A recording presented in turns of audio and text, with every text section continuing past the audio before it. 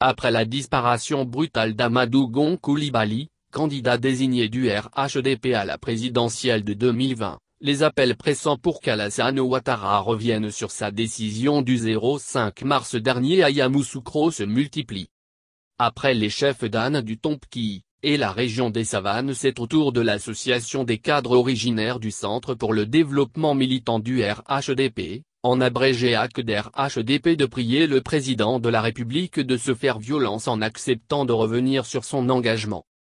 Dans une déclaration faite mercredi soir au siège de la ACDR-HDP à Cocody-en-Gré, le président, le ministre Amédée Kofi Kouakou, a relevé que son association était convaincue de la pertinence du choix du défunt Premier ministre comme candidat du parti au pouvoir à l'élection présidentielle, a entrepris, depuis des mois, des tournées de sensibilisation de nos parents originaires du Grand Centre pour obtenir leur adhésion à ce projet. Mais le destin en a décidé autrement, hélas.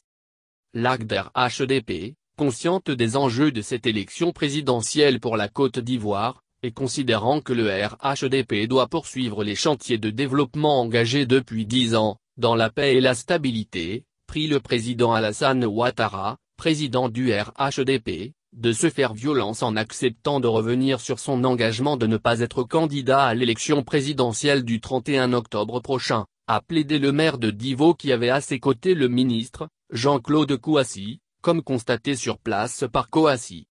Il demande au président Alassane Ouattara d'accepter d'être le candidat du grand parti de rassemblement des enfants d'Houphouët-Boigny qu'il a créé et qu'il dirige avec bonheur. Dans ces circonstances douloureuses et exceptionnelles, occasionnées par le rappel à Dieu de notre candidat, le Premier ministre Amadou Gon Coulibaly, seule une candidature du président Alassane Ouattara offre les meilleurs gages pour fédérer les énergies et assurer une large victoire du RHDP, dès le premier tour de cette élection présidentielle, a affirmé Amédée Kofi Kouakou, président de l'association des cadres originaires du Centre pour le développement militant du RHDP.